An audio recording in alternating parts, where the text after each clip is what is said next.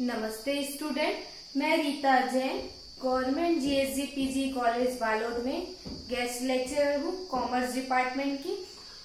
और आज का जो मेरा लेक्चर है वो एमकॉम 4th सेमेस्टर का है, जिसमें मेरा सब्जेक्ट है इंटरनेशनल मार्केटिंग और यूनिट 5 है। इसमें आज मैं आप लोगों को बताऊंगी कि निर्यात वित्त क्या होता है, एक्सपोर्ट फाइनेंस क्या होता है। देखिए, किसी भी व्यापार में जो है वित्त जो है एक रक्त के समान होता है। जैसे व्यक्ति के शरीर में जो है बिना रक्त के जो है शरीर का संचालन नहीं होता है, उसी प्रकार से बिना वित्त के जो है, बिना धन के, बिना फाइनेंस के जो है व्यापार जो है नहीं चल सकता। जिस प्रकार से हमारे शरीर में रक्त का स्थान होता है, उसी प्रकार से व्यापार में भी जो है वित्त रक्त के समान होता है, जिसके बिना व्यापार का संचालन जो है नहीं हो सकता। जिसके पास जितने अधिक फाइनेंशियल पोजीशन होती है, वही व्यापार जो है आगे सफलता प्राप्त करने में सहायक होता है। और जो भी अपन प्रक्रिया कर रहे हैं, जो भी व्यक्ति निर्माण करता है, निर्यात करता है, आयात करता है, वस्तुओं की खरीदी बिक्री करता है, वो अपने लाभ को क्या करने के लिए करता है, अधिकतम करने के लिए करता है। तो आज मैं आप लोगों को बताऊंगी कि विदेशी व्यापार में वित्त का क्या महत्व है। जैसे घरेलू व्यापार में वित्त की आवश्यकता पड़ती है, उसी प्रकार से अंतर्राष्ट्रीय व्यापार के अंतर्गत भी वित्त की आवश्यकता पड़ती है। जैसे अपन जो है अपने को वस्तु आयात करना हो चाहे निर्यात करना हो, दोनों ही कंडीशन में आपको वित्त की आवश्यकता पड़ती है। परंतु यदि आप निर्यात कर रहे हैं, आप एक निर्माता हैं, तो आपको सबसे ज्यादा आवश्यकता जो है वित्त की अधिक मात्रा में होगी। क्योंकि क्या होता है, विदेशी व्यापार के अंतर्गत अगर किसी आयातक ने आपको क्या किया है, वस्तुओं को, माल को खरीदने के लिए ऑर्डर दिया है, तो आपको सबसे पहले किसकी आवश्यकता होगी बताइए? सबसे पहले आवश्यकता होगी कच्चे माल की। क्योंकि आपके पास जब तक कच्चा माल नहीं होगा, तब तक आप वस्तुओं का निर्माण, अपने प्रोडक्ट का निर्माण कैसे करेंगे? तो कच्चे माल को खरीदने के लिए किसकी आवश्यकता होगी? वित्त की आवश्यकता होगी। साथ ही साथ आपको उत्पत्ति के 5 साधनों की आवश्यकता पड़ती है किसी भी प्रोडक्ट का निर्माण करने के लिए। भूमि, श्रम, पूंजी, साहस और संगठन, ये 5 चीजों की आवश्यकता जो है पड़ती है। तो उसी में जो है पूंजी है, वित्त है, जिसके बिना जो है उत्पादन कार्य नहीं किया जा सकता। कच्चे माल के साथ साथ जो है आपको माल का ऑर्डर, माल का निर्माण करने के लिए अपने आदेशों की पूर्ति करने के लिए लेबर रखने होंगे, और लेबर को जो है वेजेस पेमेंट भी करना होगा। तो उसके लिए भी आपको किसकी आवश्यकता पड़ेगी? वित्त की। क्योंकि माल का ऑर्डर प्राप्त हुआ है, तो माल को पहुंचने में, जाने में, विदेशों में जाने में क्या लग जाएगा? बहुत समय लग जाता है, टाइम गैप जो बहुत हो जाता है, जिसके कारण से आपको तुरंत जो है भुगतान प्राप्त होना संभव नहीं है। तो पेमेंट न आने के कारण आपको अपना जो फाइनेंशियल है पोजीशन है, उसको भी उसमें क्या करना पड़ता है? अपने व्यापार में, अपने निर्माण में जो है लगाना होता है। इसके कारण से बहुत अधिक मात्रा में क्या होती है? वित्त की आवश्यकता होती है। क्योंकि आदेश प्राप्ति के साथ ही तुरंत आपको भुगतान नहीं मिलेगा, आपका माल बन के जाएगा, तब जो है आपको जो है भुगतान जो है प्राप्त होगा। तो ऐसे कंडीशन में वित्त की बहुत अधिक मात्रा की आवश्यकता पड़ती है। तो आइए समझते हैं जो ये निर्यात वित्त क्या होता है। मैंने आपको डिटेल में बताया है कि वित्त की आवश्यकता कैसे पड़ती है। अब वित्त की जो आवश्यकता है वो निर्यात व्यापार को पूरा करने के लिए, अपने आदेश को पूरा करने के लिए इसकी आवश्यकता पड़ती है। क्योंकि आयातक का भुगतान प्राप्त होने में क्या लग जाता है? समय लग जाता है। और साथ ही आपको लेबर पेमेंट भी करने हैं, और कई प्रकार के व्यय जो है साथ में करने पड़ते हैं, जिसके लिए वित्त की आवश्यकता है। तो एक इंटरनेशनल मार्केट में, अंतर्राष्ट्रीय व्यापार में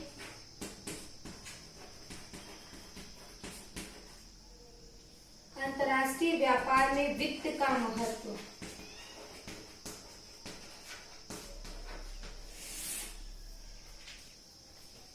विदेशी व्यापार में वित्त का महत्व क्यों है, इसकी आवश्यकता क्यों है? तो सबसे पहली आवश्यकता किस लिए है? अंतर्राष्ट्रीय प्रतियोगिता।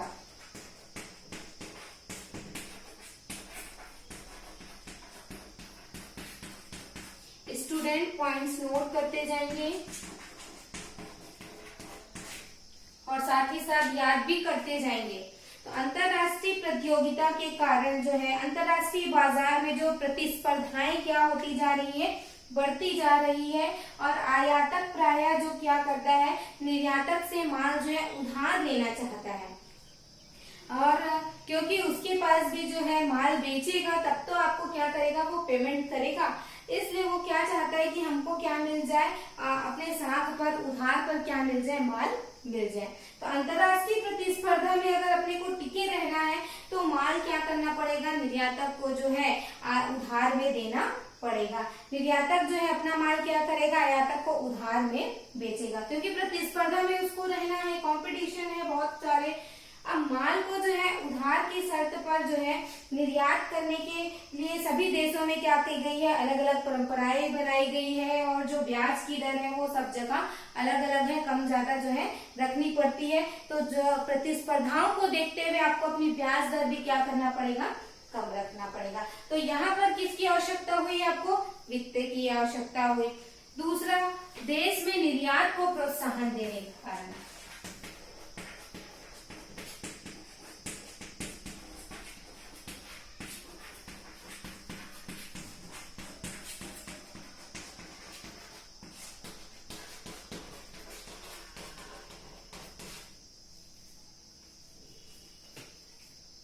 सभी जो विकासशील देश है जिसमें भारत भी आता है, तो अपने देश में भी क्या है, निर्यात को प्रोत्साहन देना चाहते हैं।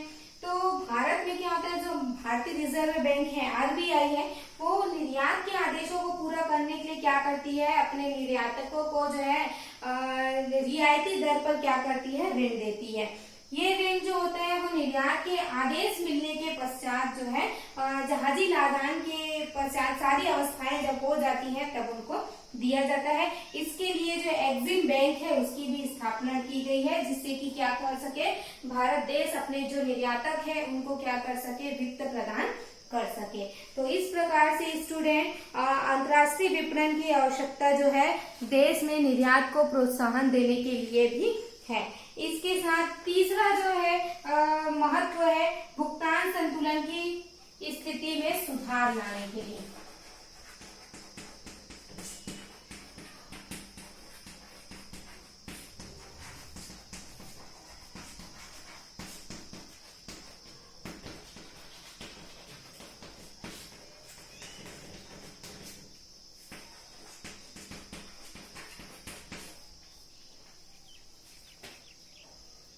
जो बैलेंस ऑफ पेमेंट का पोजीशन है उसमें सुधार लाने के लिए देखिए, निर्यातक को जो है वित्त के जो साधन है, वित्त की आवश्यकता है। तो निर्यातकों को वित्त प्रदान करने के लिए और उनको अधिक मात्रा में जो है निर्यात करने के प्रोत्साहन देने के लिए किसकी आवश्यकता होगी, उनको विदेशी मुद्रा, जिससे कि क्या हो सके, देश में विदेशी मुद्रा अपने को प्राप्त हो सके और देश का जो भुगतान संतुलन का जो बैलेंस ऑफ पेमेंट है वो भी सुधारा जा सके। देखिए, भुगतान संतुलन मतलब क्या हो गया, आयात से अधिक क्या होना, निर्यात अधिक होना, ताकि जो है देश में विदेशी मुद्रा जो है वो अर्जित हो सके। तो भारत जो विदेशी मुद्रा जमा कर पाया है उसका एक कारण यही है कि वो अपने जो निर्यातक है उसको क्या करता है, वित्तीय सहायता देता है। अगर वो वित्तीय सहायता उनको प्रदान नहीं करेगा तो अपना देश जो है निर्यात नहीं कर पाएगा, तो भुगतान संतुलन की स्थिति में भी सुधार नहीं हो पाएगा। भुगतान संतुलन मतलब यही होता है कि आयात और निर्यात दोनों में क्या करना, बैलेंस बनाए रखना।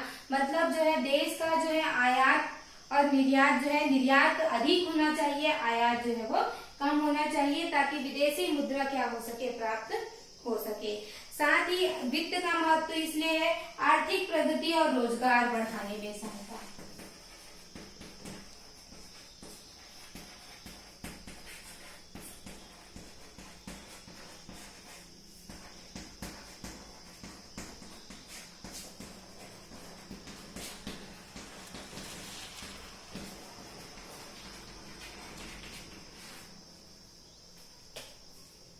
विदेशी व्यापार जो है जनरली निर्यात व्यापार को जो है वित्त प्रदान करने से क्या होगा, देश का आर्थिक विकास होगा, है ना।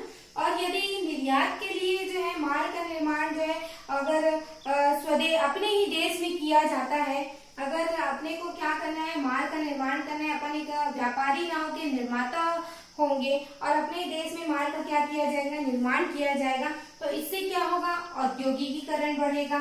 औद्योगिकीकरण बढ़ेगा तो देश के जो निर्यात बढ़ेंगे तो चाहे वो निर्मित माल हो चाहे कच्चा माल हो, सारे प्रकार के जो एग्रीकल्चर प्रोडक्ट है ना, इससे भी जो है रोजगार के अवसर उत्पन्न होंगे और औद्योगिकीकरण होने से तो रोजगार के अवसर बढ़ेंगे ही बढ़ेंगे। और देश का जो निर्यात है वो निर्यातकों को वित्त प्रदान करके ही क्या किया जा सकता है, बढ़ाया जा सकता है। तो निर्यात द्वारा ही देश के संसाधनों को क्या किया जा सकता है, ठीक से प्रयोग किया जा सकता है। इसके बाद इसकी आवश्यकता, वित्त का आवश्यकता जो है निर्यात को प्रोत्साहन देने के लिए, आगे बढ़ाने के लिए है। साथ ही बैंकिंग का विकास,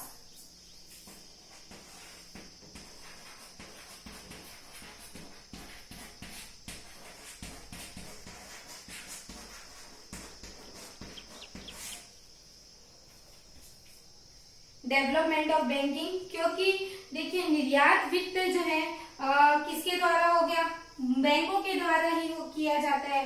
तो निर्यात व्यापार को वित्त प्रदान करने से जो है देश की बैंकिंग व्यवस्था का भी क्या होगा, विकास होगा। क्योंकि विदेशी व्यापार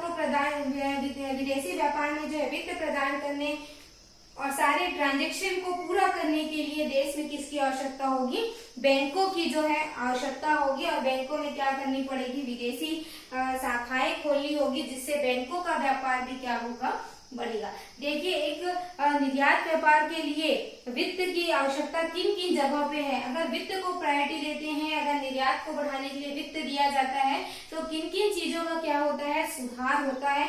सिर्फ एक वित्त प्रदान करने से, वित्त प्रदान करने से बहुत सारी जो सुविधाएं हैं, बहुत सारे जो है देश का विकास जो है वो संभव हो पाता है। इसके साथ ही साथ जो है बैंकिंग का विकास तो होगा ही होगा। और जो है अपने को निर्यात वित्त का महत्व इसलिए भी है ताकि आदेशों को क्या कर सके, पूरा कर सके।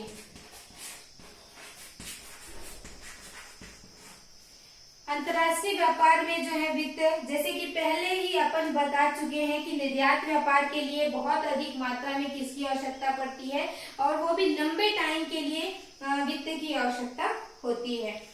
तो निर्यात आदेश जो है जनरली बड़ी मात्रा में होते हैं। आप थोड़ा सा माल तो मंगाओगे नहीं, जब इतना दूर से जब माल मंगाया जा रहा है तो बहुत सारा माल जो है बहुत बड़ी मात्रा में क्या किया जाएगा, आदेश दिया जाएगा। और माल तैयार करके भेजने और भुगतान करने, ये दोनों का जो टाइम अवधि है होती है, जो पीरियड होता है वो काफी क्या हो जाता है, लंबा हो जाता है।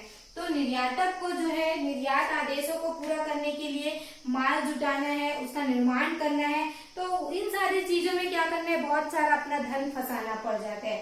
क्योंकि आदेशों के मिलने के पश्चात और माल का निर्माण करना हो तो कच्चा माल भी खरीदना पड़ता है और वेजेस पेमेंट करने पड़ते हैं और अन्य खर्चे जो है करने पड़ते हैं, जिसके लिए काफी धन की आवश्यकता पड़ती है। तो अंतरराष्ट्रीय व्यापार में माल के आदेशों की पूर्ति के लिए भी किसकी आवश्यकता पड़ती है, वित्त की आवश्यकता पड़ती है।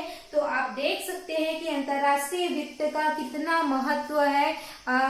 इंटरनेशनल मार्केट के अंतर्गत बिना वित्त के काम नहीं हो सकता। इससे बहुत सारी जो चीजें हैं, बहुत सारे देश का जो है इसके कारण से विकास संभव है। आर्थिक विकास, रोजगार, बैंकिंग विकास और देश की जो भुगतान संतुलन स्थिति है, इसको भी सुधार करने में क्या मिलती है, सहायता मिलती है। साथ ही साथ अपने निर्यात को क्या किया जा सकता है, प्रोत्साहन दिया जा सकता है। अब देखिए जो निर्यात वित्त है उसको जो है निर्यातकों को 2 प्रकार की वित्त की आवश्यकता होगी। कब कब उनको वित्त की आवश्यकता होगी वो देखते हैं। जब एक निर्यातक निर्यात व्यापार करता है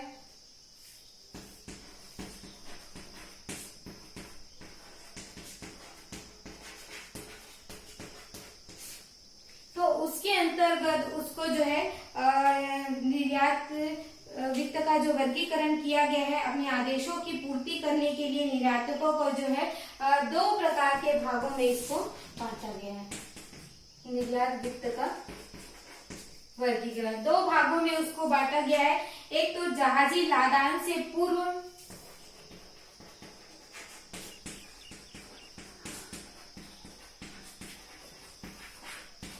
और दूसरा हो जाएगा जहाजी लादान के पश्चात।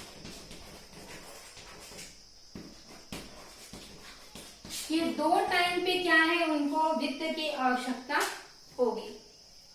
देखिए, जहाजी लादान से पूर्व मतलब जब पैकिंग कर रहे हैं, शिपमेंट हो रहा है, तब उस टाइम पैकिंग फाइनेंस की आवश्यकता होगी।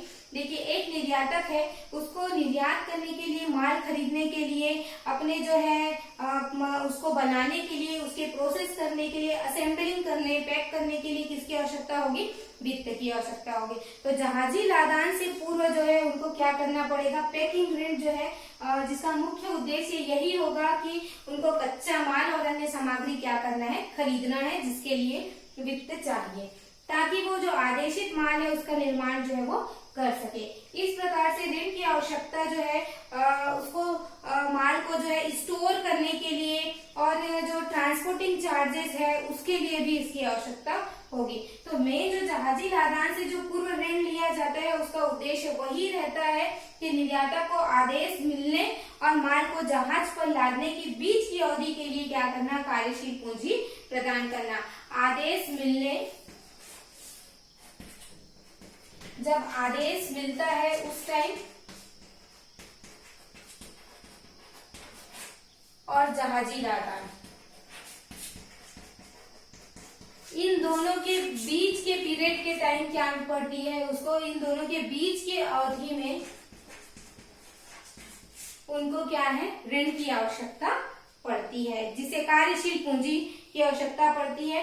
तो जहाजी लादान से पूर्व जो है वित्त जो है छोटे निर्यातकों के लिए विशेष महत्व है, क्योंकि उनके पास माल का निर्माण करने के लिए पैसे नहीं होते। तो जहाजी लादान से पूर्व जो वित्त की आवश्यकता होगी उसके लिए कच्चा माल पैक करने के लिए आवश्यक सामग्री खरीदना है, और उसके बाद माल का पूरा निरीक्षण परीक्षण करने की जो लागत आएगी वो, और आंतरिक यातायात की लागत, मतलब अपने ही देश में जो है यातायात की लागत, क्योंकि आप जो है उसको स्टोर करके रखेंगे, स्टोर करने के बाद जो है माल को कहाँ पहुंचाएंगे, मतलब आपके कारखाने से माल पहले ट्रक के माध्यम से, गाड़ियों के माध्यम से कहाँ पहुंचेगा, बंदरगाह तक पहुंचेगा। तो वहां के आपके कारखाने से बंदरगाह तक जाने की जो लागत है उसके लिए भी वित्त की आवश्यकता पड़ेगी।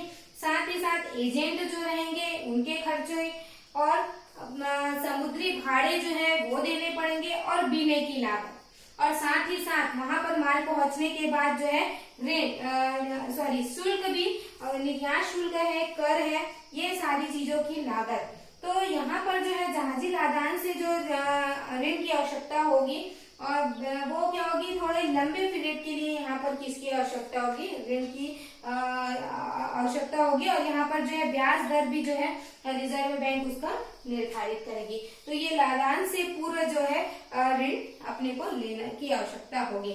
अब देखते हैं जहाजी लादान के पश्चात। जहाजी लादान के पश्चात मतलब निर्यातक को जब जहाज पर माल लादना, उसके बाद भुगतान मिलने की बीच की अवधि के लिए दिया जाता है। माल लादने और जब भुगतान मिलता है, किससे, आयातक से जब भुगतान मिलता है, तो उसके बीच की अवधि के लिए किसकी आवश्यकता होती है, वित्त की आवश्यकता होती है। अब देखिए इसमें किन चीजों के लिए वित्त की आवश्यकता होती है, तो ये भी बैंकों के द्वारा ऋण दिया जाता है, इसमें भी लंबी अवधि होती है, क्योंकि जो है ऋण जो है पूंजीगत वस्तुओं के निर्यात के लिए ज्यादातर इसमें जो है ऋण दिया जाता है, और जो बिल मिलता है, भुगतान मिलता है, उसको भी जो है पट्टे पर क्या करना पड़ता है, तुड़ाना पड़ता है, और ये जो ऋण ज्यादातर जो है निर्यात आयात बैंक के द्वारा जो है दिया जाता है। तो जहाजी लादान के पश्चात भी और भुगतान मिलने के बीच की अवधि के लिए क्या किया जाता है, ये इस प्रकार का ऋण दिया जाता है। तो निर्यात वित्त को जो है दो भागों में बांटा गया है। एक तो है जहाजी लादान से पूर्व और एक जहाजी लादान के पश्चात जो ऋण की आवश्यकता होती है।